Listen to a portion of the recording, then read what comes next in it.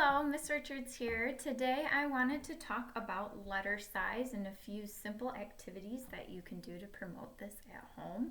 So when I'm teaching kids about letter size, and this typically starts in kindergarten, when you're learning your uppercase letters and your lowercase letters.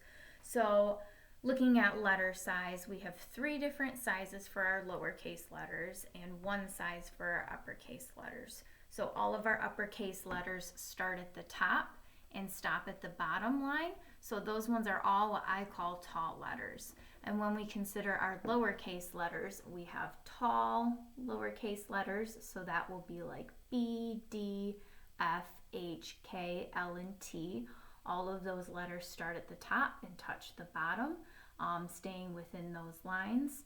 And then we also have short lowercase letters. These include the letters that start in that middle line and end at the bottom line. So A, C, E is an exception. It stays within the middle and bottom line. It does start slightly below the middle line, but still meets the criteria for short, staying within the middle and bottom lines.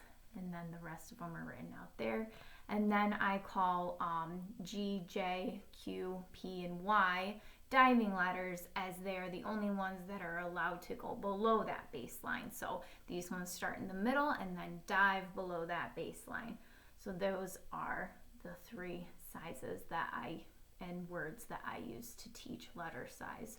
So one activity idea, if your child's having a hard time figuring out how to size their uppercase and lowercase letters, this board has all of the uppercase and lowercase letters written out on it. So I chose three different colors to identify the three different sizes. And if you want to have it to be a little bit easier, you can just go through and either underline, first starting with, I chose pink, all of the tall letters. So I just underlined all the uppercase letters and then the tall lowercase ones. You could either underline them or color them in. And then for the short ones, I did all of the short ones in blue and then the diving ones in green. If you want to take it a step further and practice letter formation as well, you could trace over those letters. And then another activity that I do with kids at school, and I love using the three-lined paper. I should have said this in the beginning because it does visually cue that size. If you just have paper that has a single line or is missing that middle line, for beginner writers, it's really hard to know where should I start those short letters or those divers, because that middle line provides a visual cue to keep those letters the right size and also where to start them. So the other activity that I like to do that a lot of kids seem to enjoy, because it gives them the opportunity to correct my mistakes, so they're acting as the teacher for me. I will write simple words, or sometimes I'll do this with sentences depending on where the student is at. And here I wrote just cat, so I made the C the correct size. I made the A tall, and the T is diving.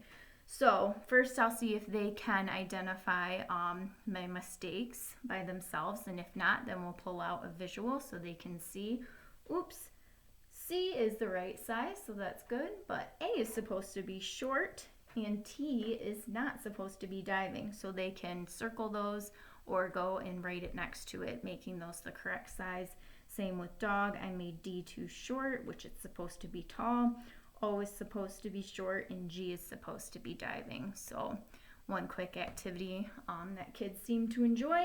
And then another thing that you could do if your child is struggling to appropriately size their letters, I used the three colors that I used up here, and I made little boxes. So if you're practicing spelling words or any words at home, I just used the same two words. So you could leave these blank at first if you're practicing the spelling, make two short boxes and one tall one, and say, how do we spell cat? It has two short lowercase letters and one tall one.